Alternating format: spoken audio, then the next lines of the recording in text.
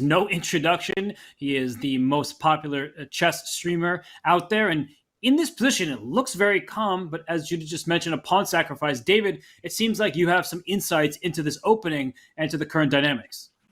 Yes, and first of all, I want to point out the clock times. I think this might be the only time in the whole event we'll see Hikaru Nakamura down by over half an hour this early in the game. We're just 9 moves in. But yeah, he's been tanking. He's been thinking for a long time, Hikaru. And that's because Vidit has been surprising him. And a pawn sack, not just on this move currently, Hikaru debating whether to capture that pawn, but a pawn sacrifice on the previous move as well. And Hikaru, he's resisted temptation once, but will he be able to do so a second time? And let's just jump in with some lines to show where the surprise happened. It was just 1 move ago, pawn to d4.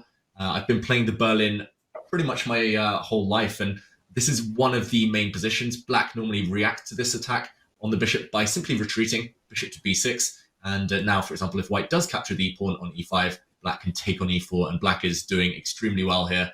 Some pressure on f2. Nothing to worry about, fully equalized already. But yeah, of course, after bishop b6, white has various moves. There's rook to e1, there's knight to d2 instead. But c6 instead by Vidit, the first surprise. And I'm not sure why Hikaru, after a lot of thought, didn't capture the black bishop and then take this pawn on d6. It looks like a free pawn. I'm guessing after knight to g6, this pawn on d6, Vidit is arguing that it won't survive long term. There's a hit on e4 as well. The evaluation is slightly in white's favor, but not enough to be overly confident. Hikaru rejected this.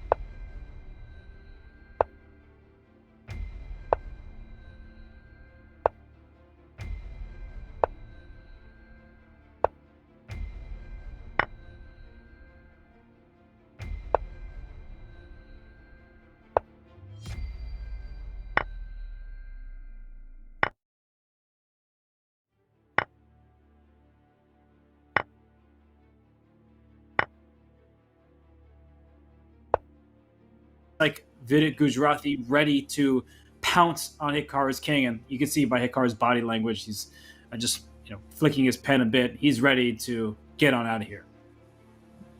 And yeah, it looks horrible. Vidit actually has a choice of ways to go for the kill now. Trade queens, win some material. He can go for checkmate. You both know me by this point. Queen takes e2, knight c2. I would play probably. It's be really boring and sadistic. But, I would go, I think, queen g3. I'm on team Judith here. Yeah, there's no way I'm taking that queen. And Vidit, he chooses Judith's path as well. King d2, I would go rook d8, I think. A d8. And after king c1, let's say, I don't know, queen g5 or knight c4. Ooh, queen g5 looks brutal. Okay, after queen g5, he wants to go rook h5, queen f4.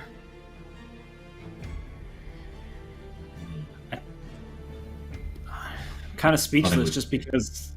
Sorry, David, just quickly, how bad White's position is. Have you ever seen Hikaru just in a position like this? I don't think ever, Robert. Yeah, I mean, I'm racking my brain suddenly. That's a very good question. Has Hikaru ever been lost with White by move, what was it, 16, 17? We see another check. King to c1. And that's the problem with the candidates. You're facing 7 other opponents who are bang in form, who've been kind of training extremely hard with a lot of focus all on this event. And yeah, unfortunately, one slip, as it was with Hikaru, and no real way back. Just that knight c4 move, retreating when he maybe should have sat for longer after bishop takes h3, composed himself, and maybe calculated a bit more. Just that one retreat, and Vidit's been ruthless, I've got to say. Vidit 2.0, as we mentioned earlier. So confident, and he's still got 20-something minutes on his clock. Queen g5, Judith, you've called it. Not much to do. There's going to be a devastating discovery.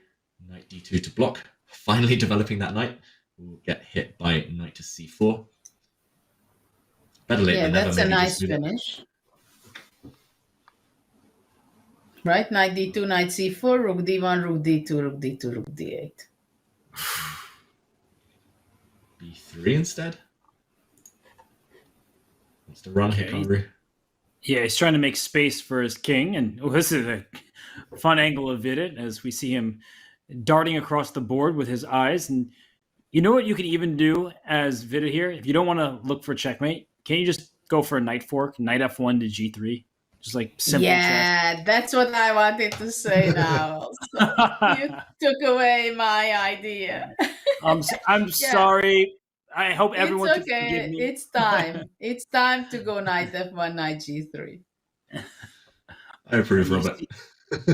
I know you approve, David. I didn't have to ask for your permission. But Vidit, you see it. Like, there is just absolute, I don't even know how to describe it. That Vidit 2.0, that confidence, that he just goes for it. I feel like he used to be more timid as a player. And here he's even bopping his head. So he's feeling the rhythm. And I think knight f1 is going to happen.